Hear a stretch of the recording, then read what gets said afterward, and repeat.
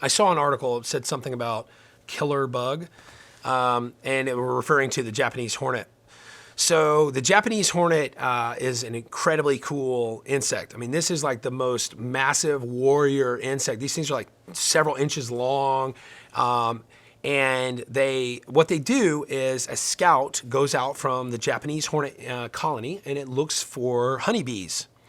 It finds a honeybee nest, goes inside, makes sure everything looks good. Maybe it fights a couple honeybees. Well, honeybees are this big, right? And Japanese hornet is 4 times this size. And the Japanese hornet doesn't sting the honeybees, and the honeybees can't sting the Japanese hornet because it has an exoskeleton. The Japanese hornet uses its giant jaw pinchers to decapitate all the bees. And eventually, once it's defeated all the bees, right, the goal is to get to the honey, okay? And potentially have a place to overwinter in this wonderful nest created by these prodigious and hardworking honeybees. So these guys are originated from Japan.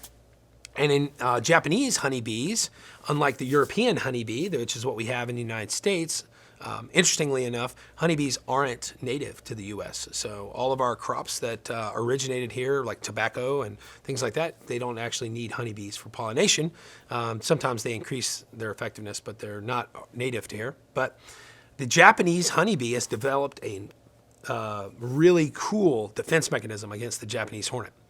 They swarm on top of the Japanese hornet, and they flap their wings and move their bodies very rapidly. And they suffocate and overheat the Japanese hornet and kill the Japanese hornet. Now, the only time this works is if they get the scout before the scout makes it back.